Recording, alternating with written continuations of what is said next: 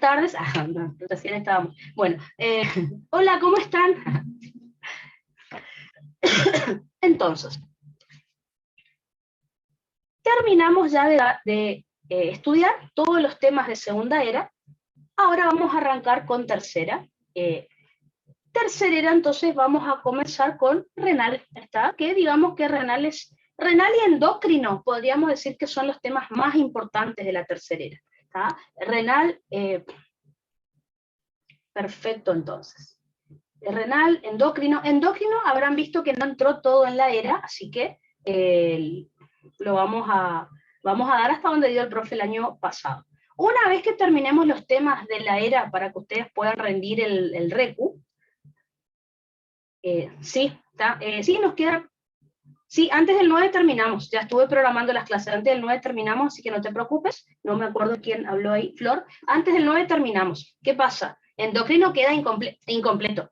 Vamos a dar los temas que entran en la era, ¿no es cierto? ¿Ah? Luego de que ustedes rinden el 9, luego de que ustedes rindan el 9, a partir del 10, supónganle, vamos a dar los temas que nos quedan, entre comillas, de tercera era, que sería, creo que era un tema de endocrino que no entró en la era, uno solo, reproductor, masculino y femenino, que eso recuerden que es endocrino también, pero a su vez es reproductor, neuro, y después repasamos bolillero, que todavía el profe no sabe si lo va a tomar o no. Así que la idea sería esa, ¿está? Profe, pero de eso hay certeza que no entra en esta era, ¿no? O sea, Todo, como ya no entró en la tercera era. todo lo que el profe no dio para la era, no entra en la era. Eso fue lo que él aclaró. Okay. Si llega a entrar en la era, no lo vamos a poder dar. Eso es lo importante igual, así que de todas maneras no. No, el profe siempre aclara a fin de año que todo lo que él haya alcanzado a dar en la era es lo que va a entrar. Lo que él no haya alcanzado a dar no entra en la era, pero sí en el final. Vieron que incluso le dejó unos videos nomás, ni siquiera dio clases de esos temas. ¿Tá? Así que todo lo que es neuro, bueno, tengan cuidado con neuro. Neuro en primera era sí entró, por lo menos generalidad, así que el profe les puede tomar esa parte que entró en primera era y nosotros dimos re bien, ¿está? En realidad, certezas. ¿Vieron la primera era en diciembre? ¿Alcanzaron a rendir algunos el RECU? Se supone que la primera era en diciembre entraba hasta músculo esquelético nomás. El profe tomó músculo liso y sangre en la primera era. Así que tengan cuidado con eso, ¿está? No en el escrito, pero los chicos fueron a rendir oral y el profe en primera era empezó a preguntar eritropoyesis, por eso muchos desaprobaron. Seguro se habrán enterado, así que no es noticia, ¿no? Ahora, los contenidos de segunda y tercera era respetó, sí, tomó así tal cual él dijo. Tengan cuidado con primera nomás, porque en los orales vi que estuvo preguntando cosas que no tendrían que haber entrado en la era, en el oral. Llegaba un chico a rendir y le decía, hablame de músculo liso, en la primera era, siendo que era segunda. Pero solo eso pasó, y eritropoyesis vi que también metabolismo del hierro, del hemo, preguntó. Todo lo que es glóbulo blanco, hemostasia, sí, como que lo dejó para segunda, no sé. Algo raro hizo ahí, pero después lo otro se mantuvo sin problema. ¿Ah? Entonces, espérenme que busco acá. Vamos a comenzar entonces con la tercera era. La tercera era tenemos que arrancar con aparato urinario. ¿Por qué? Porque luego de aparato urinario tendremos que estudiar la regulación del equilibrio ácido-base. Así que tendremos que volver a estudiar pulmón otra vez, pero para relacionarlo con riñones y la regulación del pH, básicamente. Pero bueno, algo de respi vamos a tener que volver a repasar. Entonces, como siempre me gusta empezar con todos los temas, vamos a comenzar con las funciones que va a tener el aparato urinario. Recuerden que los órganos que vamos a tener que estudiar acá van a ser los riñones, los uréteres y la vejiga. Lo que más tiempo nos va a llevar es riñones, porque es el que tiene casi todas las funciones. ¿tá? Entonces, en el caso de los riñones, una de las funciones que van a tener es la eliminación de desechos del organismo. Al igual que los pulmones, si ustedes se acuerdan. Lo que pasa es que los pulmones eliminaban gases que eran desechos, como por ejemplo el dióxido de carbono y la acetona, ¿no es cierto? Que era un cuerpo cetónico volátil. En el caso de los riñones, van a eliminar desechos a través de la orina, como por ejemplo metabolitos. Tenemos la urea, la creatinina, el ácido úrico, CC significa cuerpos cetónicos, como ya saben. Como les dije, la acetona es volátil, se eliminaba por la expiración. El acetoacetato y el hidroxibutirato, recuerden que no son volátiles, así que se van a eliminar acá por orina. Aparte de metabolitos, es decir, desechos del metabolismo, también podemos eliminar drogas. Por ejemplo, algún fármaco que tomemos cuando ya cumple su función en el organismo, algunos se eliminan por bilis, otros se van a eliminar por orina. Por ejemplo, algunas toxinas y colorantes o aditivos. Vieron que hoy en día los alimentos que vienen muy procesados vienen con un montón de sustancias artificiales que las tenemos que eliminar del cuerpo. La segunda función que van a tener los riñones es la regulación del equilibrio. Acá dice hidro, en la luz no se ve, dice equilibrio hidroelectrolítico. Eso es lo que dice ahí. Esto ya lo estuvimos estudiando en la primera era. Simplemente ahora lo vamos a volver a repasar.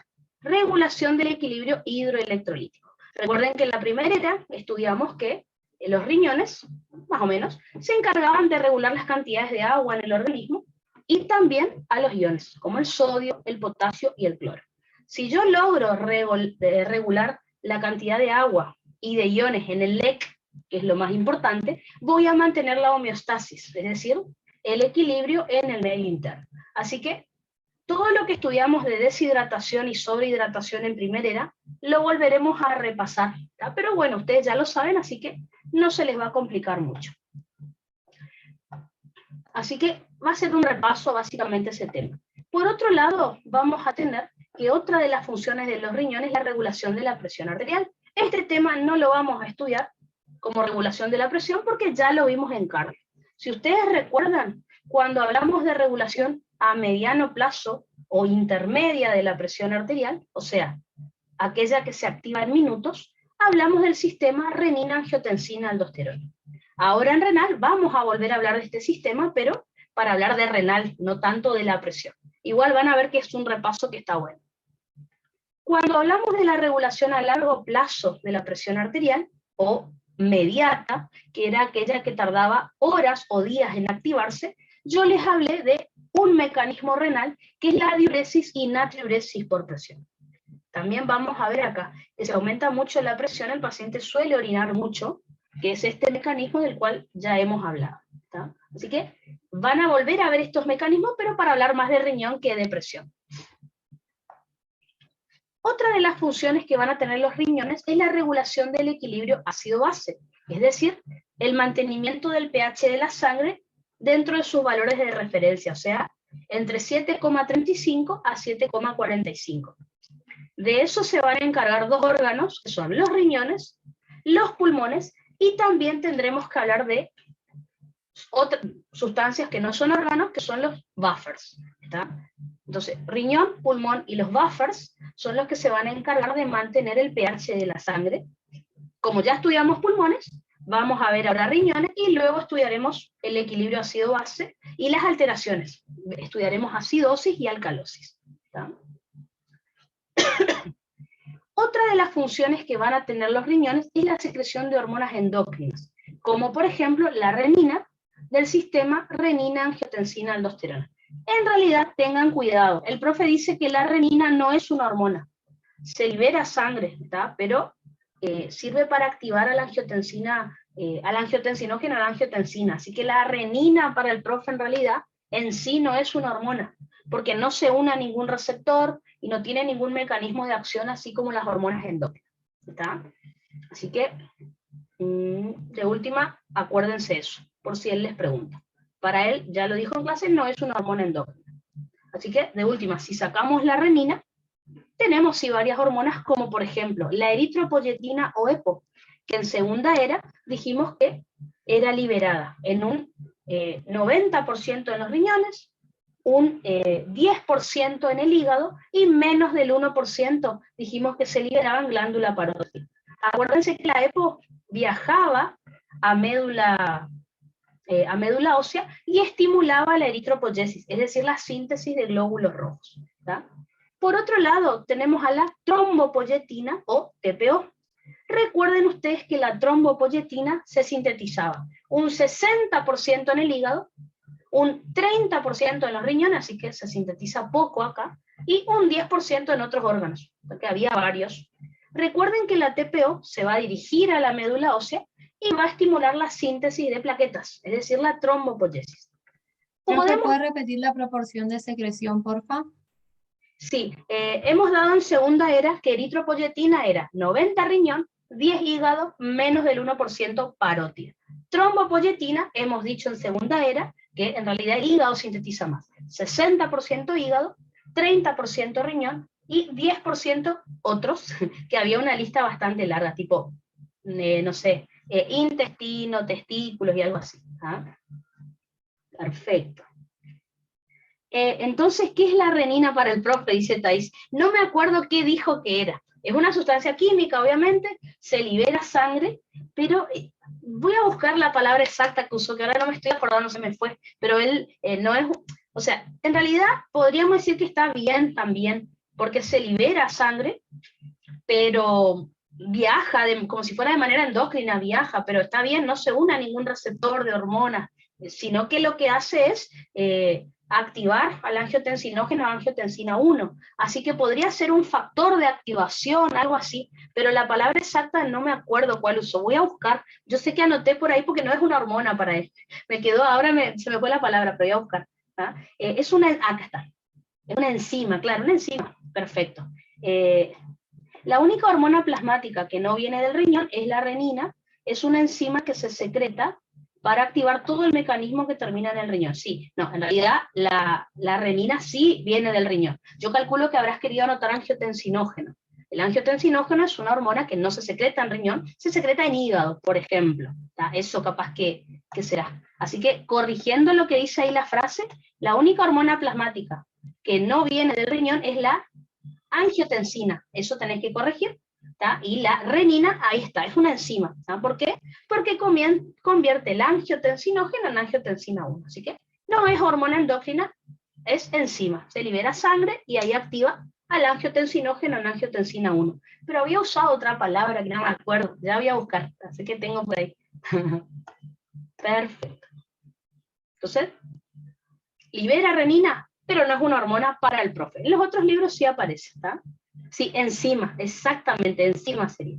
Es como, ¿vieron los factores de coagulación que también son enzimas, son como proteasas? Así que le podrían decir, porque me va a convertir el angiotensinógeno en angiotensina 1, que sería una proteasa, ¿tá? Porque activa un simógeno, que es otra enzima.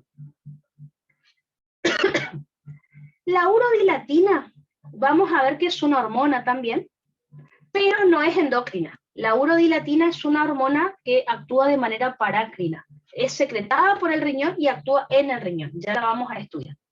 Si quieren, dentro de hormonas, pueden poner la vitamina D. Yo lo puse aparte, porque la vitamina D es una vitamina, pero también es una hormona. ¿Ah? Así que dentro de hormonas, por favor, si quieren poner, pongan la vitamina D. La vitamina D nosotros la vamos a estudiar mucho en endocrino porque participa de la regulación del metabolismo fosfocálcico. Regula los niveles de calcio y fosfato del organismo. Así que pongan como secreción de hormonas vitamina D y síntesis de vitamina D también. ¿Ah?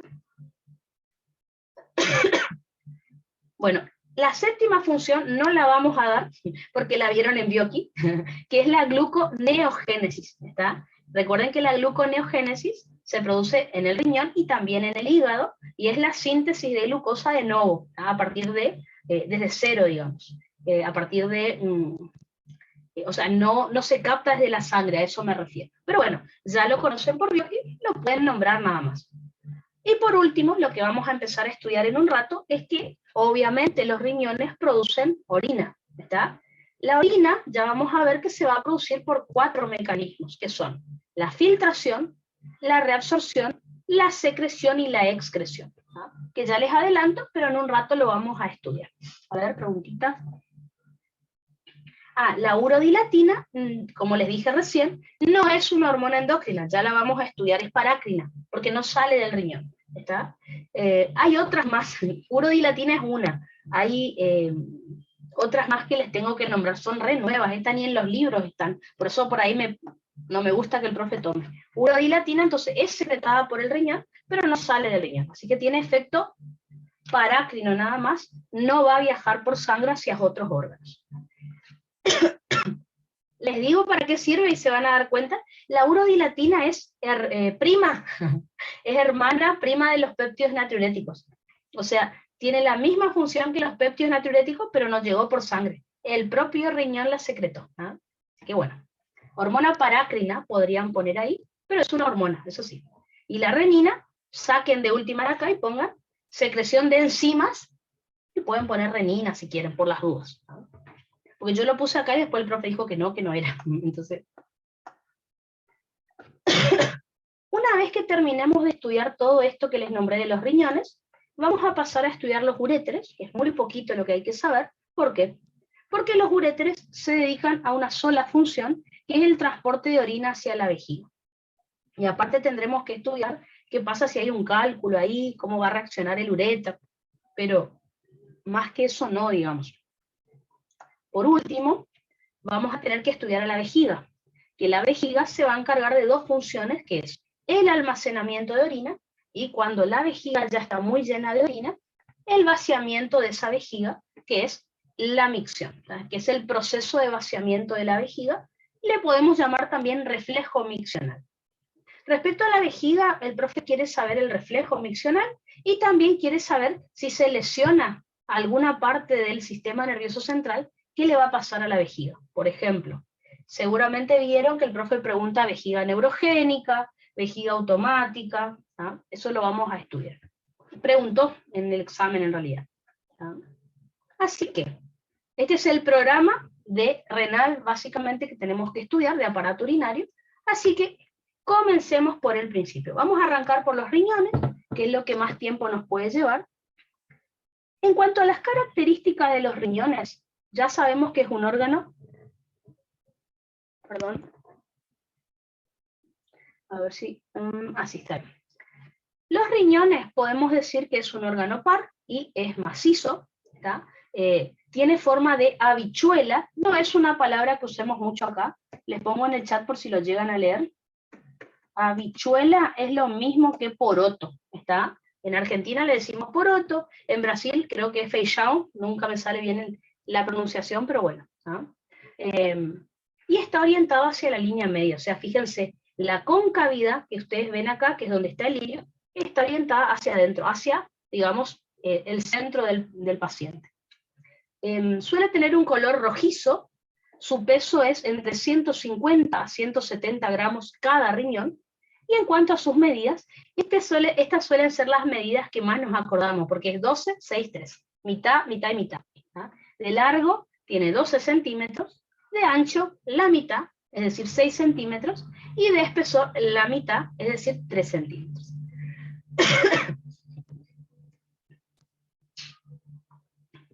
¿Dónde se va a localizar? ¿Dónde se van a localizar los riñones? Se localizan en el abdomen, o sea, en la cavidad abdominal. Más específicamente en el retroperitoneo, o sea, detrás del peritoneo, entre el peritoneo y la pared posterior del abdomen, o la columna, si quieren decir, a la altura de T12 a L3. ¿Ah? Recuerden que a la altura de T12 más o menos donde termina el diafragma también. O sea, a la altura del 12º segmento torácico dorsal y tercer segmento lumbar de la médula espinal. En cuanto a las regiones abdominales, si nosotros proyectamos los riñones del paciente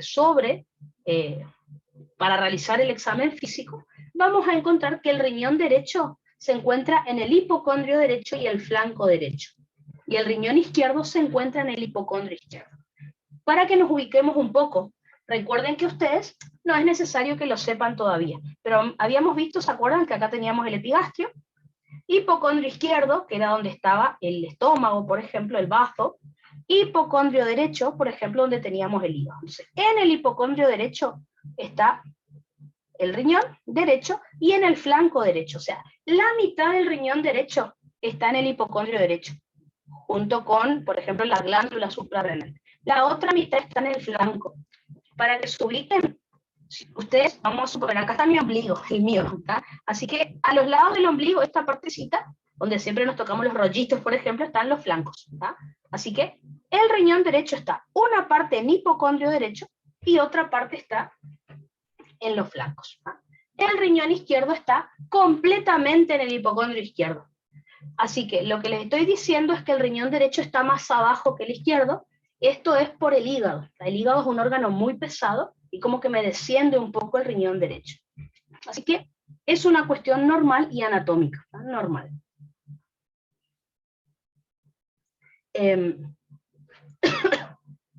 Si anatómicamente hacemos un corte sobre este riñón, vamos a suponer que lo cortamos así en forma longitudinal y miramos a simple vista, es decir, a la macroscopía, a simple vista, vamos a encontrar, como todo órgano macizo, que lo tenemos que estudiar de afuera hacia adentro, a diferencia de los órganos huecos que era al revés. Lo primero que nos vamos a encontrar al corte, a simple vista, es una cápsula, que es de tejido conectivo denso no modelado. Esta cápsula tiene abundante inervación dolorosa, es decir, del sistema nervioso simpático. ¿A qué me refiero con esto?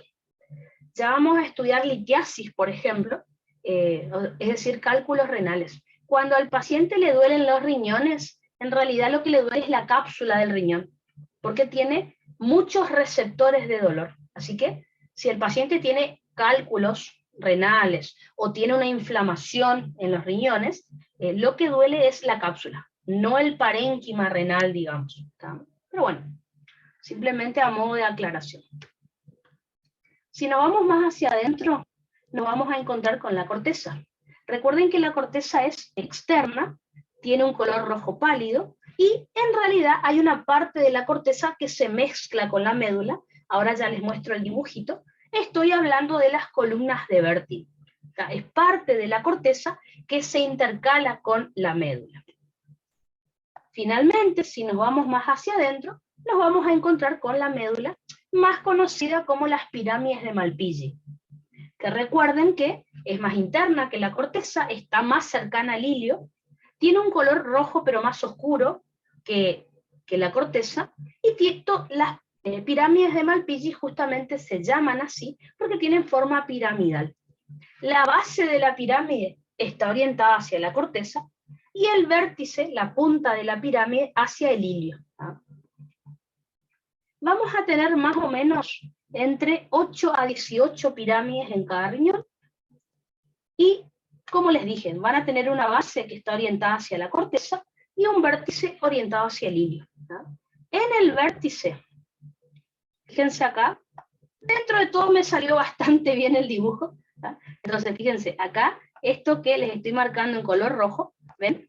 Es la pirámide, ¿no es cierto? En realidad, lo marcamos como un triángulo, ¿ven? Acá está la base, qué sé yo. Pero, como ustedes pueden ver, las pirámides emiten unas prolongaciones, como pueden ver ahí, que se mezclan con la corteza. ¿Ah? Así que, las columnas de Bertin, que nombramos hace un rato, es la corteza intercalada con la médula, y los rayos medulares, o Ferrein, rayos medulares o de Ferrein, son parte de la médula que se mezcla con la corteza. ¿Ah? Así que acá tiene en realidad forma piramidal, pero tiene los rayos medulares como ven ahí. Por otro lado, fíjense, en el vértice tenemos un orificio que ven ahí, que los marqué en color azul, que es la papila renal. Recuerden que la papila renal es el orificio por donde va a salir la orina del riñón y va a desembocar en el sistema pielocalicial. Así que, fíjense, la papila renal, como les dije, es el orificio por donde sale la orina, que se forma en el riñón, y fíjense esos rayos que yo les dibujé, le podemos llamar rayos medulares. En el práctico de fisio aparecen como rayos de Ludwig o de Ferrein.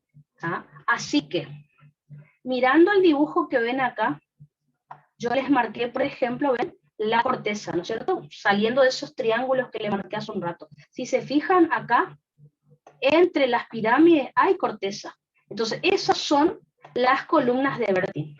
Parte de la corteza que se intercala con la médula. ¿Está? Por otro lado, tenemos los rayos medulares. Por ejemplo, acá hay un rayo medular, acá hay otro. ¿Qué son los rayos medulares? o de Ludwig o de Ferrein, es parte de la médula que se intercala con la corteza. ¿Está? Así que si el profe les pregunta, porque preguntó una vez, columnas de Bertin es corteza, pero está cercano a la médula. ¿Está? Rayos medulares es médula, pero está en la parte más de la corteza, ¿está? Intercalado con la corteza. Una vez que se forma la orina de los riñones, ya vamos a ver ahora de manera microscópica, vamos a ver los túbulos donde se forma la orina, vamos a ver, como les dije, estos orificios, por donde va a salir la orina que se forma.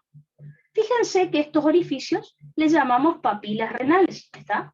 Una vez que sale la orina de ahí, va a desembocar, fíjense en estos conductos que tienen esta forma, dibujado ahí, ¿ven? Tienen como una forma de copa, ¿está? Solo que acá está de costadito, ¿no es cierto? Les marco acá un color amarillo, ¿ven? Acá les marco uno, ¿ven? Tiene forma de copa, tiene forma de cáliz, y la orina que sale de la papila va a desembocar en esa estructura que tiene forma de cáliz, que por lo tanto se llama cáliz menor, ¿está? Cada papila desemboca en un cáliz menor. Luego, varios cálices menores se unen para formar los cálices mayores.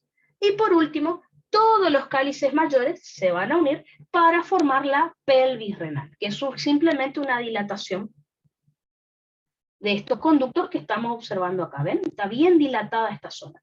Luego, esta pelvis renal se va a adelgazar y va a formar un conducto mucho más finito, que ya sería el uréter. ¿Ah?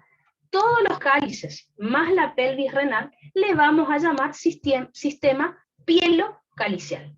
Pielo viene de pelvis, calicial viene de cálices, mayores y menores. ¿Tá? Así que a simple vista, todo esto es lo que ustedes pueden encontrar en los riñones. ¿Tá? Corte longitudinal y miro qué es lo que observo ahí. Como ven acá... ¿Cómo era el nombre, profe? ¿Sistema qué era? Acá está. Sistema pielocalicial. ¿Está? Pielo, como si fuera piel, pero con la O. Pielo viene de pelvis, calicial viene de cáliz. O sea que todo lo que es corteza, médula y cápsula es más riñón. Y después lo que va saliendo del riñón, que es los cálices mayores y menores y la pelvis, le llamamos ya sistema pielocalicial. Fíjense que en el dibujito que yo les hice, bueno, apenas que me salió eso, porque dibujo feísimo, pero bueno. Pero fíjense, todo el sistema pielocalicial, como pueden ver, está saliendo de esa concavidad que dijimos que es el hilio del riñón. Por el hilio del riñón, recuerden que van a pasar otras estructuras también, que ya vamos a estudiar en un rato. Así que por el hilio renal ingresa al riñón la arteria renal, que ya vamos a ver en un rato, que es la que va a llevar el flujo sanguíneo renal, obviamente hacia el riñón, y va a ingresar la inervación, que también ya vamos a estudiar. Estoy hablando del sistema nervioso autónomo, simpático y parasimpático. Al mismo tiempo, por ese hilio va a salir la vena renal, los capilares linfáticos, y como nombramos hace un ratito, que es lo único que dibujé ahí, el sistema pielocalicial. O sea, van a salir conectados a las papilas renales. Yo les dije que teníamos 8 a 18 pirámides de Malpighi. Cada pirámide ya saben que tiene un orificio, que es una papila. Y de cada papila, fíjense, cada pirámide tiene un orificio en el vértice, y es la papila renal, y cada papila va a estar comunicada con un cáliz menor. Así que como pueden ver acá, tenemos 8 a 18 cálices menores por cada riñón, o sea, uno para cada pirámide. Los cálices menores van a desembocar luego en los cálices mayores, en donde tenemos 3 o 4 cálices mayores por cada riñón. Finalmente, esos 3 o 4 cálices mayores se unen y forman la pelvis renal, que es esa dilatación que yo les mostré ahí. Luego se adelgaza esa pelvis y me forma cada uretra, uno para cada riñón.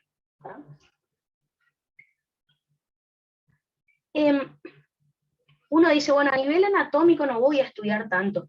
Van a ver que nosotros en un rato vamos a representar. Lo que veo a nivel macroscópico, tengo que relacionarlo con lo que veo a nivel microscópico, es decir, las estructuras que les voy a nombrar enseguida, que se ven al microscopio óptico, saber en qué parte, si está en corteza, si está en médula, en qué parte está ubicada. Y digamos que eso es como lo más importante de lo que les comenté hasta acá. ¿Está?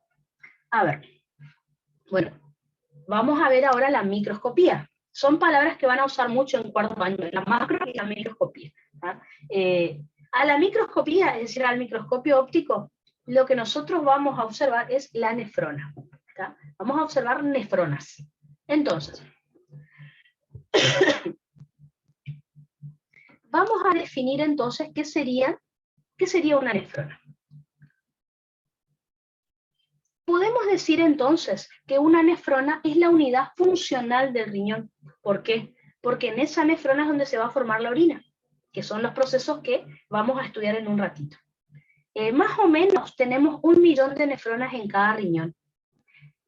¿Cuál es el problema con estas nefronas? Que a partir de los 40 años, fisiológicamente, una persona empieza a perder el 1% de nefronas al año. Acá escribí mal.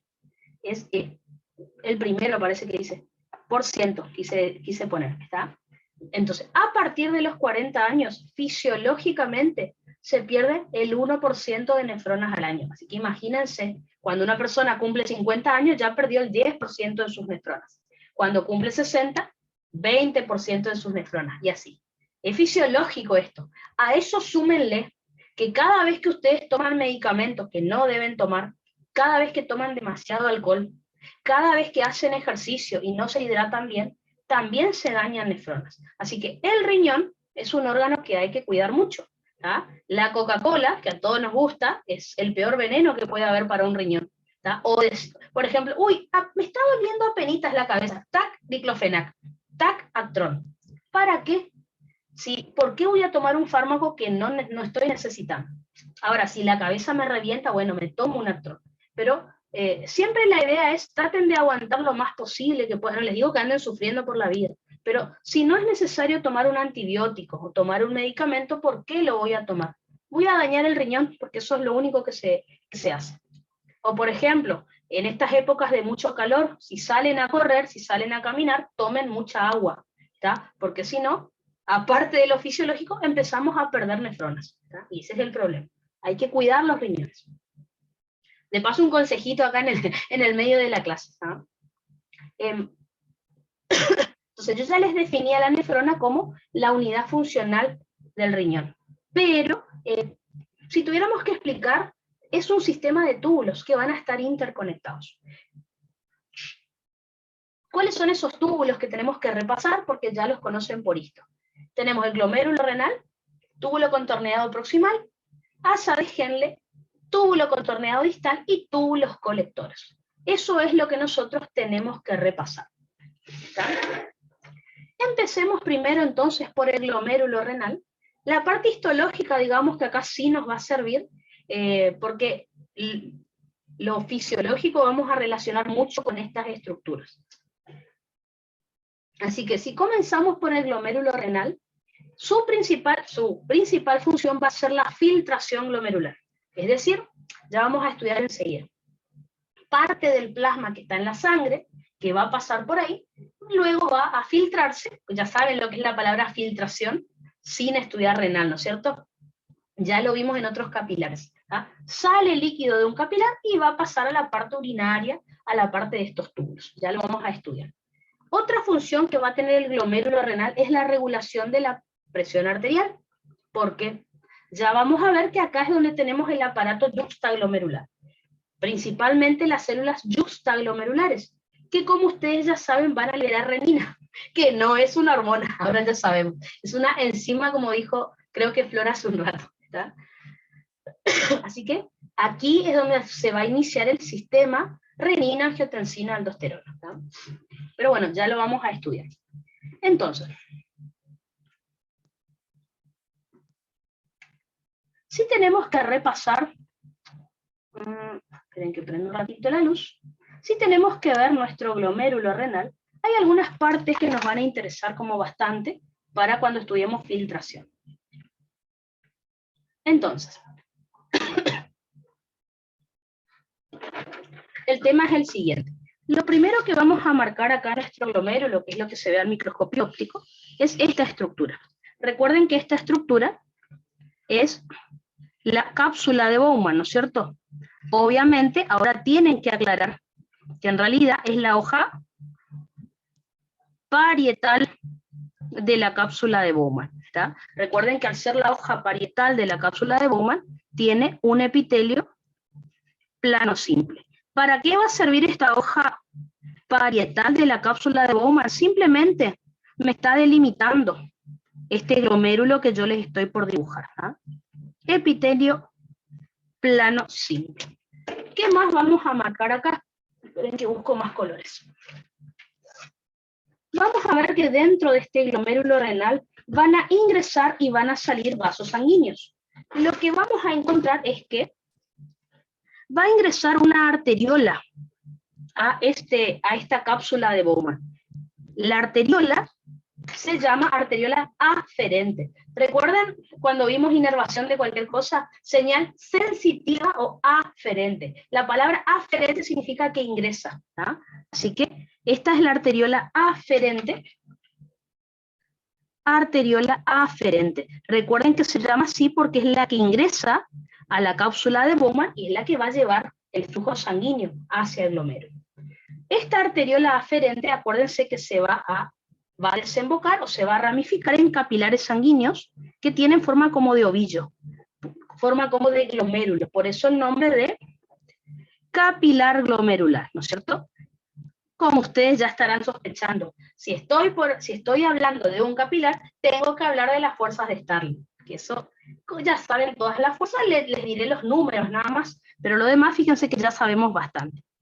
Estos capilares no van a tener una circulación, esta irrigación que les estoy contando no es habitual. ¿Por qué?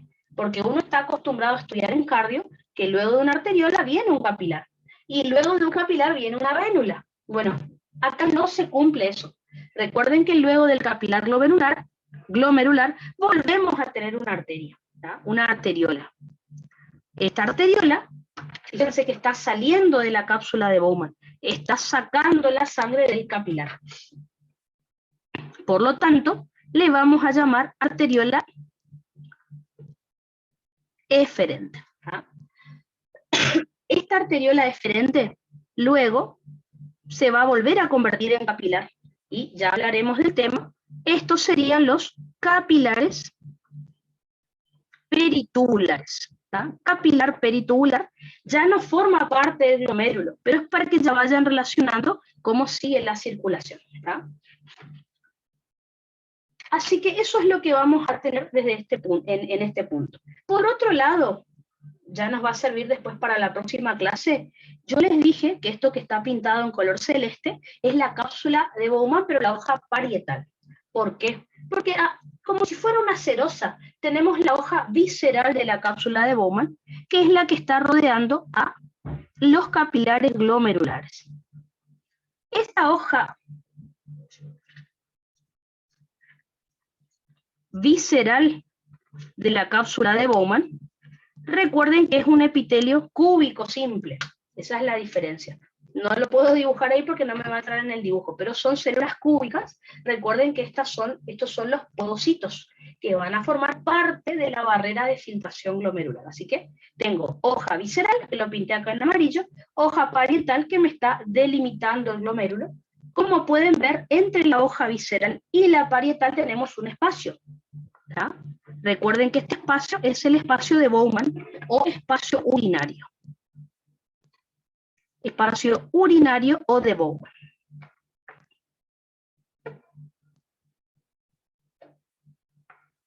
Perfecto. ¿Qué es lo que nosotros vamos a estudiar en un rato? Lo digo con simples palabras. Va a llegar sangre por la arteriola aferente. El parte del plasma de esa sangre se va a filtrar. Ustedes ya saben, por cardio y por respiratorio, que filtración es salida de líquido de un capilar. Así que, de la sangre que llega acá, parte del plasma de esa sangre se va a filtrar, o sea, va a salir de acá. Y la otra parte va a continuar con la circulación. La parte del plasma que sale acá, esperen, borro esta partecita, va a pasar, sale del aparato cardiovascular y pasa a la parte urinaria.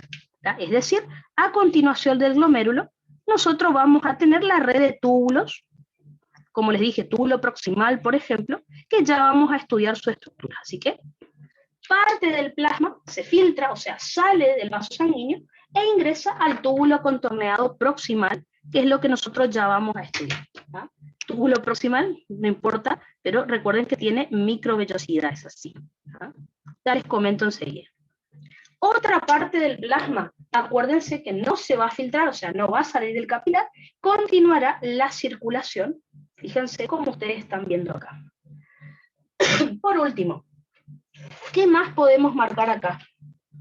Es como que, según lo que les estuve explicando, si nosotros dividiéramos a este glomérulo en dos partes, fíjense que de un lado tenemos la parte circulatoria, ¿no es cierto? La parte de arterias, arteriolas. Del otro lado tengo la parte de tubos. Así que como pueden ver, a esta mitad del glomérulo le podemos llamar polo vascular, porque es donde están las arteriolas. ¿Ah?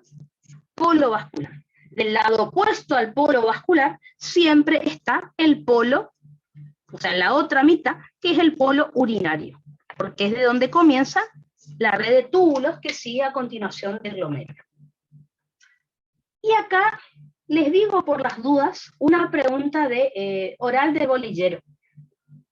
Hace un ratito yo les dije, vieron que esta circulación es rara, porque en cardio dijimos, bueno, viene arteriola, capilar, luego viene vénula.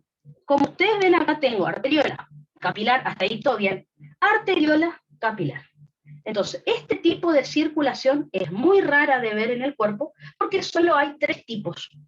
Estoy hablando del sistema porta, los sistemas portas. Sistemas portas en el cuerpo solo hay tres. Esto que les nombré acá, esta arteriola eferente, es un vaso porta. ¿Por qué se le llama vaso porta? Porque es una irrigación anormal. Anormal me refiero a no es común ver en el cuerpo estas cosas. Esta arteriola, fíjense, está rodeada por dos redes capilares. Por eso es un vasoporta, es una irrigación extraña. Entonces, vasoporta arterial, recuerden que solo existe este en el cuerpo. La arteriola eferente, rodeada por capilar glomerular por un lado y peritubular por el otro. Ya vamos a estudiar que en hipófisis tenemos otro sistema porta. Estamos hablando del vasoporta hipotálamo hipofisario, ¿tá? El que me comunica la red capilar primaria que está en hipotálamo y la red capilar secundaria que está en adenohipófisis. ¿Tá? Y el tercer sistema porta ya saben que es la vena porta, ¿no es cierto? El hígado, que es el otro sistema porta. Recuerden que el hígado tiene doble irrigación, así que obviamente que es rarísimo eso en el cuerpo. Así que tres sistemas portas tenemos en el cuerpo. El único arterial es este, arteriola eferente rodeada por dos grupos de capilares. Y los otros dos vasos portas son venosos, son dos venas. Tenemos la vena porta del hígado y el vaso porta hipotálamo hipofisario en hipófisis. ¿Está? Lo tenemos anotado por ahí, así que no se preocupen que lo vamos a volver a repetir. Pero para que lo vayan mirando, es pregunta de oral del bolillero también, así que bueno. Creo que figura como irrigaciones no anormales, sino como poco comunes en el organismo. Creo que era algo así, si mal no recuerdo. ¿No? Creo que no entendí bien por qué sería poco común entonces, porque no tiene las vénulas de por medio o porque está rodeado por los dos Y tipos porque de no es capilares. irrigación común. Siempre estudiamos que luego de una arteriola viene un capilar y luego una vénula. Y esto no es así. Ajá. Y solamente en el cuerpo tenemos tres así de raros. Primero el hígado. ¿Por qué? Porque todos los órganos tienen una arteria que entra, que lleva el oxígeno, y una vena que saca los desechos. El hígado, ya vamos a estudiar en digestivo, tiene 75% de la irrigación llega por la vena porta, 25% llega por la arteria hepática, o sea, tiene doble irrigación, rarísimo que un órgano tenga doble irrigación. Y luego la hipófisis, donde tenemos la vena porta hipotálamo hipoficiaria, tiene capilar de un lado, red capilar primaria, y capilar del otro, red capilar secundaria. O sea, no es anormal, sino que es poco común. El resto de los órganos tiene la irrigación que siempre estudiamos en cardio, ¿está? Arteriola, capilar, vénula, ¿está? Así que no vamos a usar la palabra anormal, digamos que es como extraña, medio rara, no es común, podemos decir algo así. ¿Ah? A ver. No me acuerdo si acá o más adelante está escrito lo de los sistemas porta, pero ya lo vamos a volver a dar. ¿No? Por si preguntan el horario, no me acuerdo si ya lo puse. Acá está, sí estaba. Entonces fíjense, todo lo que les dibujé, lo tenemos nombrado acá. Cápsula de Bowman, recuerden, la hoja parietal, tiene epitelio plano simple, y me rodeaba, me delimitaba este glomérulo. La hoja visceral, recuerden que es epitelio cúbico simple y está formado por podocitos, que son los que forman la barrera de filtración glomerular, que ya vamos a estudiar en la próxima clase.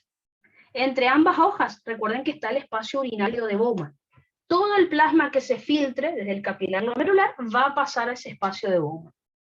Luego dijimos que teníamos las arteriolas, la aferente, que ingresa a la cápsula de Bowman, lleva sangre hacia el glomérulo, y después tenemos la arteriola eferente, que sale de la cápsula de Bowman y saca la sangre del glomérulo.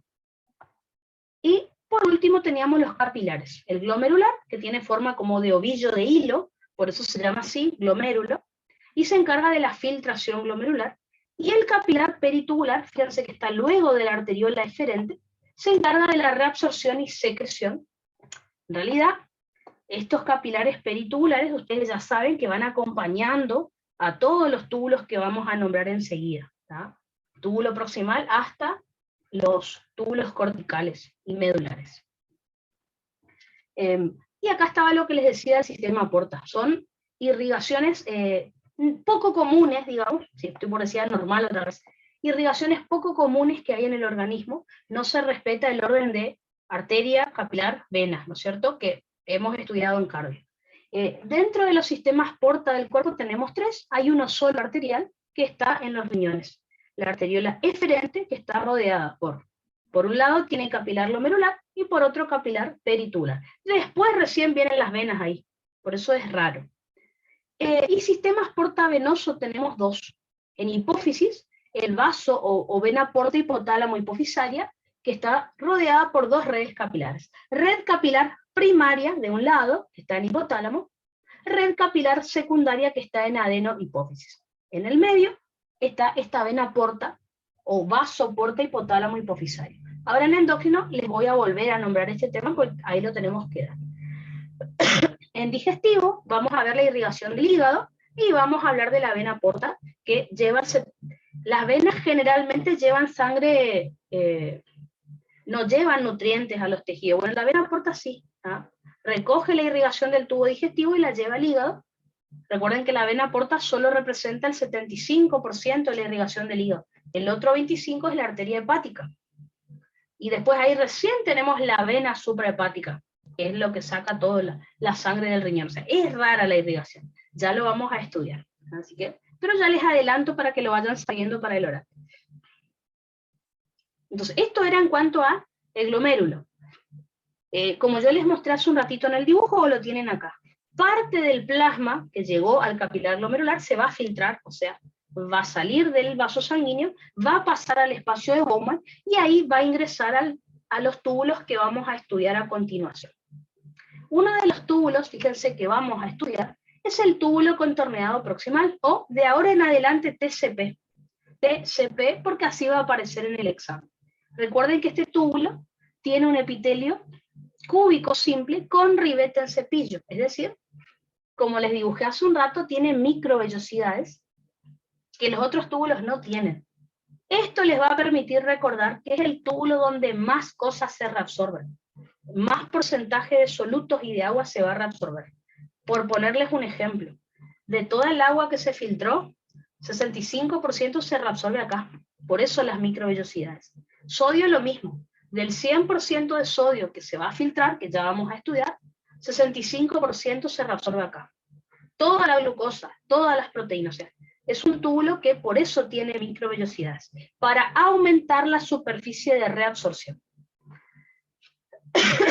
Así que, por lo tanto, ¿cuáles van a ser las funciones que va a tener el túbulo contorneado proximal? Reabsorción, principalmente, pero también va a secretar algunas sustancias. Así que, reabsorción y secreción, dice acá. Si continuamos el recorrido, vamos a encontrar el asa de Henle. ¿Ah? El asa de Henle lo vamos a tener que dividir en dos porciones. La porción descendente, que luego hace una curva, y luego, o sea, hace el asa, y luego se convierte en la porción ascendente. El asa descendente de Henle en todo su recorrido es delgada, así que de ahora en adelante le vamos a llamar asa descendente delgada de Henle, ADDH, o asa descendente fina de Henle, En vez de delgada, a veces aparece fina. Así que ADDH o ADFH. Depende cómo el profe lo quiera poner en el examen. ¿Está? Tiene un epitelio plano simple, por eso es delgada.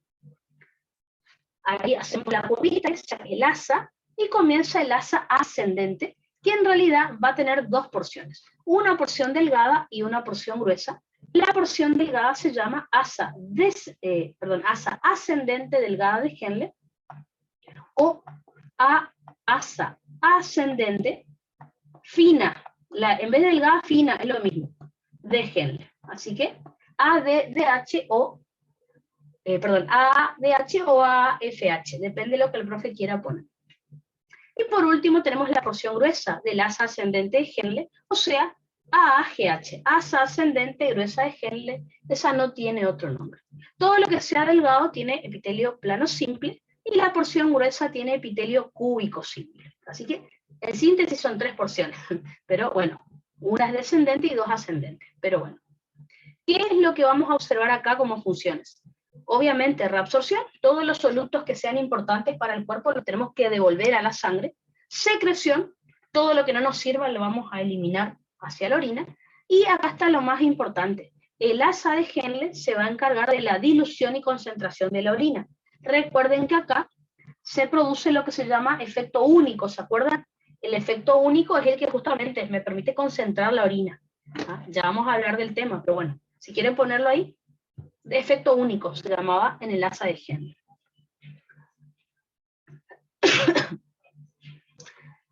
El siguiente túbulo que tenemos que estudiar es el túbulo contorneado distal. De ahora en adelante TCD. ¿Ah? Con esas siglas lo van a encontrar en el examen.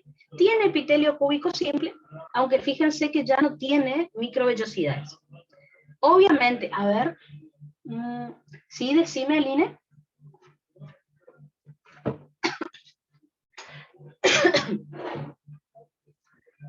Entonces, el túbulo contorneado distal, fíjense que tiene epitelio cúbico simple y se va a encargar de reabsorber sustancias, ya vamos a ver cuáles en cada túbulo, secretar otras sustancias y acá es donde se regula la presión arterial. Así como les dije que en el glomérulo teníamos parte del aparato yuxtaglomerular, que eran las células yuxtaglomerulares, acá en la primera porción del túbulo contorneado distal vamos a tener a la mácula densa. ¿Tá? La mácula densa, recuerden que tiene un epitelio cilíndrico simple, como les dije, se localiza en la primera porción del túbulo contorneado distal. Imagínense si yo pongo mis manos así. Imagínense, yo soy la cápsula de Bowman, entonces, arteriola aferente, arteriola eferente, imagínense las dos arteriolas. Cuando el túbulo distal está pasando acá por el medio, una parte de ese túbulo tiene un epitelio diferente al cúbico, y ahí es donde está la mácula densa. Por eso les puse. Se encuentra entonces, esta parte, es primera parte del distal, entre las arteriolas aferentes, dice acá en la luz, y eferente. ¿Ah? A ver, preguntitas. Ah, tu teclado. Te trabó el teclado, Aline. Mi teclado trancó. O es un teclado trancado, o ha pasado el año pasado que era un gato arriba del teclado también. Muchos chicos tenían mascotas que se paraban arriba del teclado. Yo porque no le dejo entrar la gata de mi mamá nomás, porque entra acá y me... Bueno, ahora si podés escribir, decime tu duda y respondemos. ¿Qué es lo importante acá, en este túbulo contorneado distal? Que vamos a tener dos tipos de células. Entonces, todos los túbulos que yo les nombré hasta ahora, túbulo proximal, asa de Henle, solamente tiene un solo tipo celular, al cual le llamamos célula tubular. No tiene un nombre especial, célula tubular. En cambio, fíjense, el túbulo contorneado distal, en cambio, tiene dos tipos de células que sí tienen nombre como especial, que son las células principales, que las llamamos así porque son las que predominan, las que hay en más cantidad en este túbulo, y las células intercaladas. ¿Qué tiene de importante saber esto? Que cada célula hace algo diferente. Reabsorben y secretan diferentes sustancias, que es lo que les voy a enseñar. ¿Está? Perfecto, entonces. Por último, vamos a tener a los túbulos colectores. Si estos túbulos están ubicados en corteza, le vamos a llamar túbulos colectores corticales o TCC. Si el túbulo está en médula, le vamos a llamar túbulo colector medular o TCM. ¿Está? Entonces, en el caso del túbulo colector cortical, va a tener un epitelio cúbico simple, se va a localizar en la corteza, como les dije, y va a servir para reabsorber y secretar ciertas sustancias que tendremos que estudiar en la próxima clase. También tiene dos tipos de células principales e intercaladas, como el túbulo distal, ¿ah? Eso ya lo vamos a ver.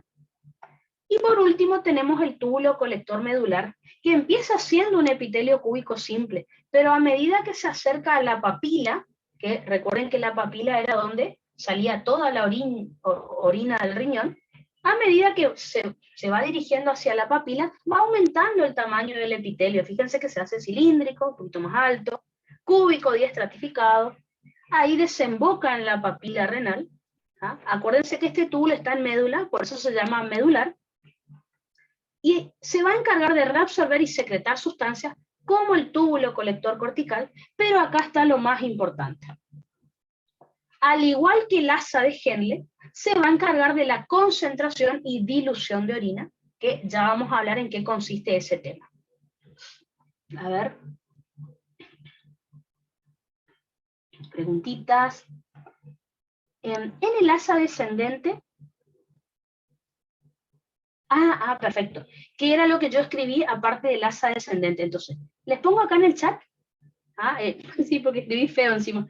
El asa descendente de Henle, recuerden que solo es delgada, así que las siglas eran asa descendente delgada de Henle, ¿tá? O sea, ADDH, o les pongo acá en el chat, en vez de delgada tienen que poner fina, que es lo mismo, es decir, asa descendente fina de Henle. Así que la sigla que les mandé ahí en el chat, ADDH o ADFH es lo mismo. Asa descendente delgada de Henle o asa descendente fina de Henle.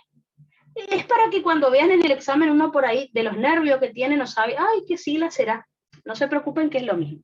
El asa ascendente de Henle, recuerden que tiene dos porciones. Primero, una parte delgada, que le vamos a llamar asa ascendente delgada de Henle, es decir, AADH, o, les pongo acá en el chat, asa ascendente fina de Henle.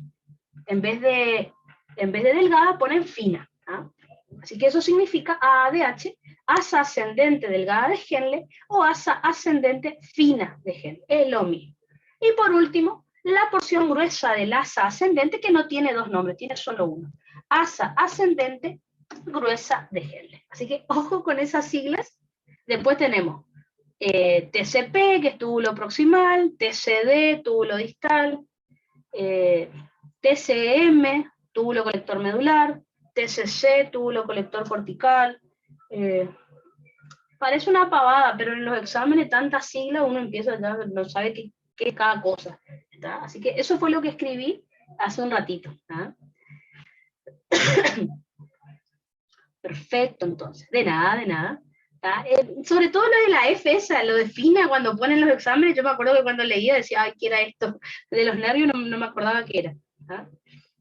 Así que eso es, entonces, hasta acá. Recuerden que el túbulo colector medular desemboca en la papila y de ahí pasamos al sistema pielocalicial. O sea, cálices menores, cálices mayores. Así que desde el glomérulo hasta el túbulo colector medular, todas estas estructuras conforman la nefrona, ¿tá? Forman parte de la nefrona. ¿tá? Así que, si tenemos que resumir todo lo que les conté, el dibujo es horrible, como siempre, pero acá está todo resumido. Fíjense, tenemos el glomérulo, que lo dibujamos hace un rato. Fíjense que acá les dibujé, rodeando a la arteriola aferente. Les adelanto, porque ya lo vamos a estudiar. Fíjense, rodeando a la arteriola aferente están las células yuxtaglomerulares, que son las que secretan renina, que no es una hormona, vamos a volver a repetir. El profe dice que es una enzima, es una proteasa, ¿está? Así que bueno, las células yuxtaglomerulares están en el glomérulo, pero rodeando a la arteriola aferente, son las que secretan renina, del sistema renina-angiotensina-aldosterona. Hace un ratito también les hablé de la mácula densa. Les dije que la mácula densa está en el túbulo distal, pero justo en la parte que pasa entre las arteriolas aferente y eferente. Fíjense por qué en esa zona. Recuerden que mácula densa es la que estimula, no importa, ya lo vamos a estudiar o ya lo vimos en cardio. Si ustedes se acuerdan, la mácula densa es la que estimulaba a las células yuxtaglomerulares para que secreten renina. Y ahí comenzaba todo el sistema renina, ¿no? Ya vamos a volver a estudiar, pero bueno, algo ya saben del tema por cardio.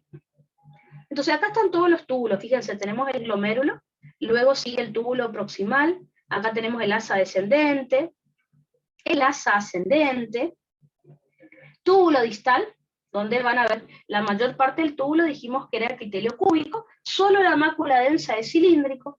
Después tenemos túbulo colector cortical y túbulo colector medular, finalmente la papila renal. ¿Qué les quiero marcar con esto? A pesar de que el dibujo es horrible, ¿qué estructuras están localizadas en corteza y cuáles están localizadas en médula? Entonces, como pueden ver, en la corteza, que acá les puse el nombre, vamos a tener el glomérulo, el túbulo proximal, el túbulo distal y el colector cortical. Todo eso está ubicado en corteza. En médula vamos a tener ubicada al asa de Henle y al túbulo colector medular. Entonces, si yo hace un rato les dije que el asa de Henle y el túbulo medular son los que sirven para concentrar o diluir la orina, como pueden ver acá, la orina se concentra o se diluye en la médula renal, porque ahí es donde están esas estructuras.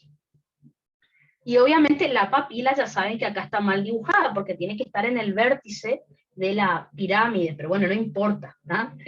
Siempre me salen feos los dibujos estos. Así que, ¿dónde se concentra la orina? La orina se concentra o se diluye en la médula.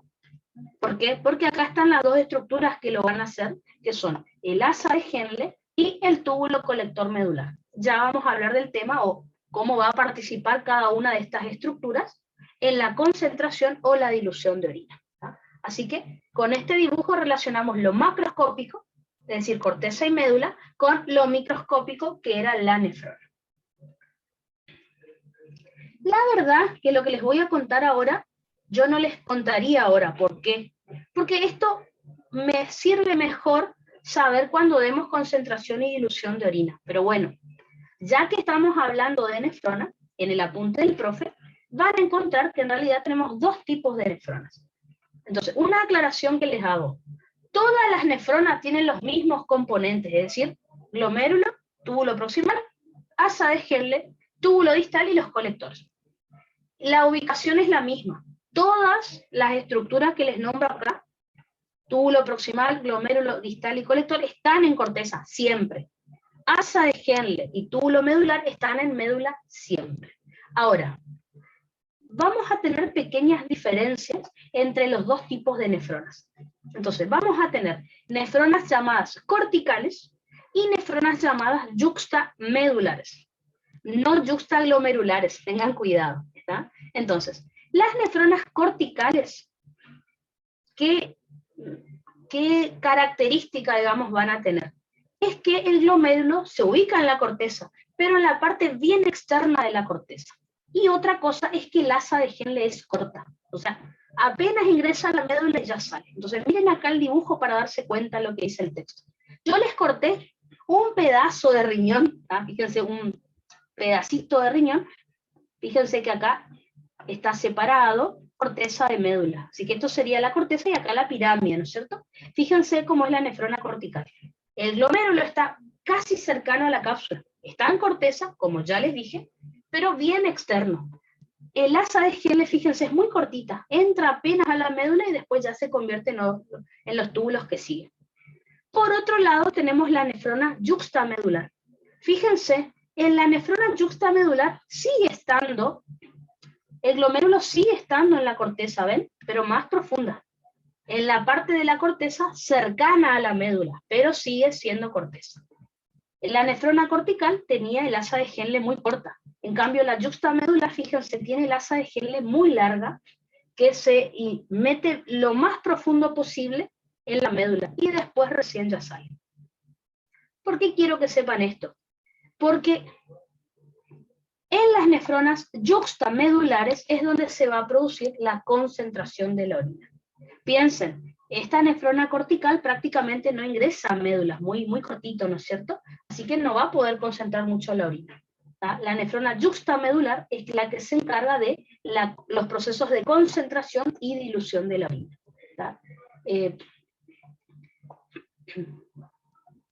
¿Por qué? Bueno, obviamente por la ubicación que tiene, como vieron, pero también porque esta nefrona yuxtamedular tiene vasos rectos. ¿Qué son los vasos rectos? Les adelanto por ahora. Son capilares peritubulares, fíjense. ¿Se acuerdan acá? Que yo les dije, bueno, luego de la arteriola aferente viene el capilar peritubular, que es el que acompaña a cada túbulo. Proximal, asa de Henle, todos los túbulos que ya vamos a estudiar. Bueno, las nefronas yuxtamedulares tienen capilares peritubulares especiales, que tienen varias características muy especiales, que son los vasos rectos. O sea que son capilares peritubulares especializados. ¿Especializados en qué? Justamente junto con el asa de Henle y túbulo medular, se encargan de concentrar y diluir la orina. Ya vamos a estudiar eso, pero bueno, ya les adelanto porque está en el apunte del profe. Así que bueno. Entonces, ya estudiamos la nefrona. Hace un ratito también les dije que por el hilio renal ingresa a la arteria renal y sale la vena renal. Así que, debido a que está relacionado con el próximo tema que vamos a estudiar, ya les muestro ahora cuál es la irrigación renal, la irrigación que tiene el riñón. ¿Por qué? Porque estos términos lo vamos a relacionar con la filtración glomerular, que ya vamos a ver que es el primer paso de formación de la orina. Así que, la parte de inervación les nombro después, porque ya vamos a estudiar que el simpático y el parasimpático, como participan en vasoconstricción y vasodilatación, me va a permitir regular la filtración en el riñón. Así que vamos a hablar ahora de irrigación, luego de filtración y luego de la inervación, que ahí nos va a servir más saber. Entonces, si tenemos que hablar de la irrigación renal, yo les dije que por el hilio del riñón ingresaba la arteria renal. Recuerden que la arteria renal es rama de la arteria aorta, así que la arteria renal ingresa al riñón y va a llevar sangre, que en un ratito le vamos a llamar flujo sanguíneo renal. Entonces, la arteria renal, una vez que ingresa al riñón, se va a ramificar, se va a bifurcar y me va a dar las arterias segmentarias. Ustedes piensen, me voy un poquito para atrás, porque por una palabra que puse ahí, ustedes piensen que la arteria renal, acá no era. Ustedes piensen que la arteria renal va a entrar por médula, o sea, tiene que entrar por acá, porque entra por el hilio, y de médula va a tener que ir a corteza, hasta transformarte en las arteriolas aferentes, eferentes. Bueno, eso es lo que les voy a mostrar. A nivel macroscópico ya conocemos la arteria y la vena renal. A nivel microscópico conocemos arteriola aferente y eferente, capilares glomerulares y peritubulares. Tenemos que relacionar esas dos cosas, lo que vimos a la macro y a la microscopía. Así que, una vez que la arteria renal ingresa a los riñones por el hilio, estamos ubicados en médula en este momento, se va a ramificar y me va a dar las arterias segmentarias. Recuerden que las arterias segmentarias luego se van a volver a ramificar y me van a dar a las arterias interlobulares. Prácticamente fíjense que ahí estamos ingresando ya en corteza. Las arterias interlobulares se van a dividir para darme las arterias arciformes o arcuatas. O arqueadas también, eso significa arciformes o arcuatas, o arterias arqueadas. Las arterias arcuatas se van a dividir y me van a dar las arterias interlobulares, que fíjense que son diferentes a las interlobulares. Y finalmente acá está la parte que ustedes conocen. Las arterias interlobulares se dividen y me van a formar las diferentes arteriolas aferentes que ya estuvimos estudiando, que ingresan a la cápsula de Bowman, me forman los capilares glomerulares. Los capilares glomerulares desembocan en las arteriolas eferentes que salen de la cápsula de Bowman. Dijimos que este era el vaso porta, el sistema porta arterial.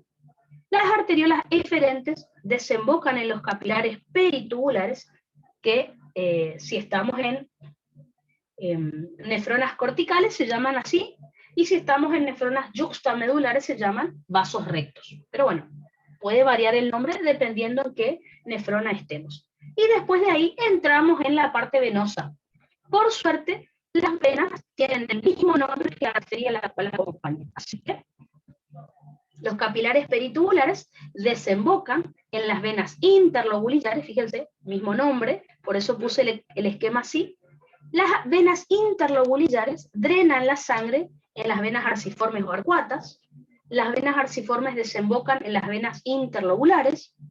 Estas desembocan en las venas segmentarias. Y por último, las venas segmentarias se unen para formar la vena renal. La vena renal es la que va a sacar la sangre de los riñones, ¿no es cierto? Y me olvidé de poner que la vena renal desemboca en la vena cava inferior, ¿no es cierto? Como siempre yo escribiendo feo, ¿tá? Me faltó poner acá, así como vimos que la arteria renal es rama de la aorta, la vena renal desemboca en la VCI, ¿tá? Es decir, a ver si sale esta sigla, bastante bien, vena cava inferior, ¿está? Así que bueno, todo esto sería la irrigación renal. La pregunta es, ¿cuánta sangre va a pasar por el riñón por minuto? Bueno, eso tiene un nombre y apellido, ¿tá? Se llama FSR, van a ver que es una sigla que se maneja mucho cuando hablamos de renal, que es el flujo sanguíneo renal, ¿tá? Entonces, ya les adelanto, ¿qué es el flujo sanguíneo renal? Vamos a decir, ¿sí? Las arterias y las venas arcuatas están los dos en la corteza. Exactamente. Exacto, o sea, por el ilio ingresa a la arteria renal, y recordad que si entramos por el ilio entramos a médula. Así que desde acá, ni bien ingresan, digamos que arterias segmentarias, interlobulares estarían en corteza. Después desde arciforme hasta arteriola aferente, todo esto, todo lo que es arciforme sería corteza. Y todo lo que es venas segmentarias, venas interlobulares, sería médula. ¿Por qué te digo que las arciformes están en corteza? Porque justamente se arquean para hacer esto. Vamos a ver si... A ver... Igual no importa tanto el dibujo, bueno, no me va a salir tampoco, pero para tener una idea. Entonces imagínate que la arteria renal va a ingresar para acá, y la arcuata hace esto, ¿ves? Hace esto, se arquea por la base de la pirámide, ahí da las interlobulares y después ahí empiezan todas las arteriolas aferentes, por eso es arcuata. Se arquea rodeando a la médula y ya está en corteza, digamos. Así que, bueno, media fea mi dibujo, pero bueno, sería por eso. A ver. Así Profe, que, ¿en qué caso era que se llamaba vasos rectos y cuál era? Perfecto. En el caso de, acá, ¿vieron las nefronas corticales? Son las que van a tener capilares peritubulares, así le van a llamar sin problema. En cambio, las nefronas yuxtamedulares también tienen capilares peritubulares, pero se puede llamar de otra manera, que es así, vasos rectos. A los capilares peritubulares en las nefronas yuxtamedulares les llamamos vasos rectos, que en realidad son capilares peritubulares, pero especiales. Y tienen un nombre raro, así que generalmente en los libros va a aparecer capilares peritubulares, pero bueno, sepan que si dice vaso recto no se asusten, en vez de capilares peritubulares. Si dice vaso recto significa que estamos en una nefrona yuxtamedular, es la única diferencia, pero sigue siendo un capilar peritubular, ¿no? Solo por las dudas les digo, ¿no? ¿Alguna otra duda? Igual, cuando hablemos de concentración y dilución de orina, les voy a tener que volver a recordar esto, porque justamente para ese tema nos interesa. Pero bueno, ya les digo ahora porque el profe ya suele preguntar en estructuras este tema, ¿no? Entonces, por último, ¿cuánta sangre va a pasar por todos estos vasos que yo les nombré? A esa sangre que va a pasar por acá, por todos estos vasos, le vamos a llamar flujo sanguíneo renal, que es el volumen de sangre que pasa por los riñones por minuto. Su valor normal es 1100 a 1250 mililitros por minuto. O sea, imagínense el gasto cardíaco. ¿Se acuerdan? El gasto cardíaco o volumen minuto Es decir, la sangre que bombea el corazón por minuto son 5 litros por minuto. De esos 5 litros por minuto, 1100 a 1250 mililitros por minuto va a ir a los riñones. ¿Tá? Ya vamos a ver por qué tanta sangre, ese es el problema. Unos órganos tan chiquitos reciben tanta sangre, es raro. Pero bueno, ya les voy a explicar por qué. ¿Tá? Así que este es 1100 a 1200 mililitros por minuto, representan el 22% del gasto cardíaco. ¿Tá? Así que, a ver, con eso entonces ya les expliqué todo lo que tienen que saber de estructura del riñón. Sé que es un tema, dice, oh, es todo anatomía, histología. Para renal particularmente, todo lo histológico ayuda mucho a saber la parte funcional, así que por eso es importante. Son las 16:34, entonces vamos a tomarnos 10 minutos de recreo, nos juntamos 5 menos cuarto, 10 minutitos, menos cuarto nos juntamos y continuamos estudiando entonces la función renal, ¿está?